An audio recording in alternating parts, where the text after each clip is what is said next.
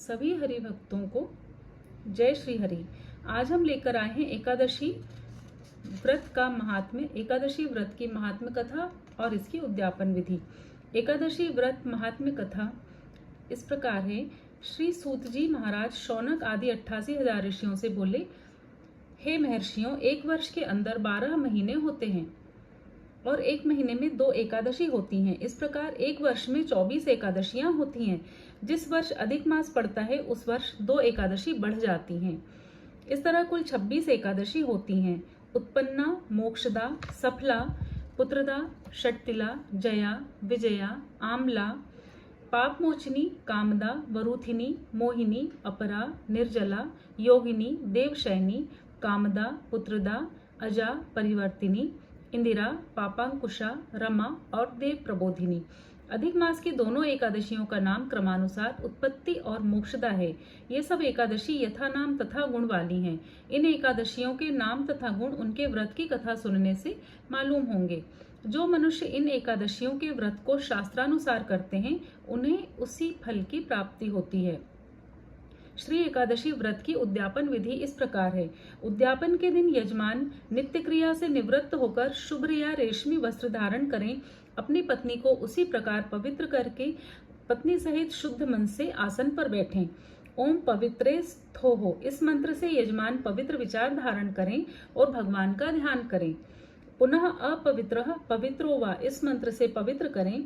यजमान के हाथ में अक्षत, पुष्प, सुपारी देकर ओम, आनो भद्रा इत्यादि मंत्र पढ़ना चाहिए। फिर यजमान को दाएं हाथ में द्रव्य, अक्षत, सुपारी, जल लेकर संकल्प करना चाहिए। संकल्प करके पृथ्वी, गौरी और गणेश का पूजन, कलश स्थापन, आचार्य वर्णादि करके संकल्पित सब क्रियाओं का संपादन करना चाहिए तथा पूर्व निर्मित सर्वतोभद्र पर ब्रह्मादि देवताओं का आवाहन करना चाहिए। उसके ऊपर ताम्र का कलश स्थापित करना चाहिए। कलश में चावल भरा हो, उसके ऊपर चांदी का पात्र हो।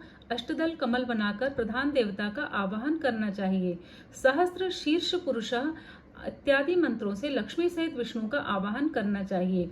अष्टदल के 8 पत्रों पर पूर्वादि क्रम से अग्नि, इंद्र, प्रजापति, झ्र, विश्वदेवा, ब्रह्मा, वासुदेव, श्री राम का नाम लेकर आवाहन करना चाहिए। फिर चारों दिशाओं में क्रमशः रुक्मिणी, सत्यभामा, जाम्बवती और कालिंदी का आवाहन करना चाहिए।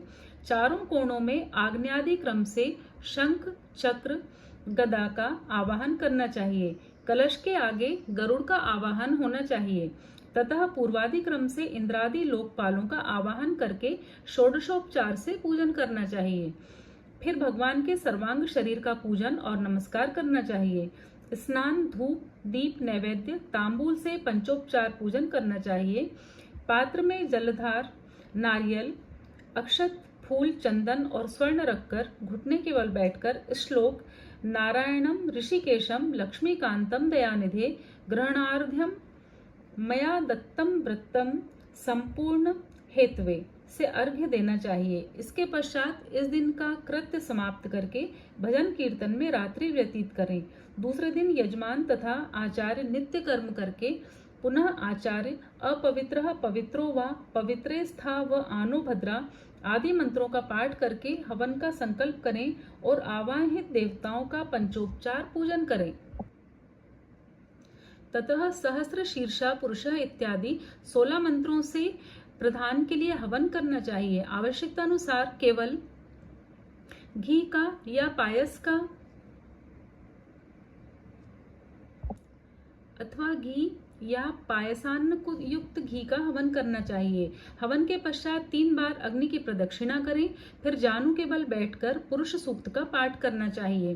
ततः शेष हव्य तथा आज्य का हवन करना चाहिए तथा आचार्य शुल्भ प्रहरण करके प्रायश्चित्त संकल्प कराएं और हवन समाप्त करें।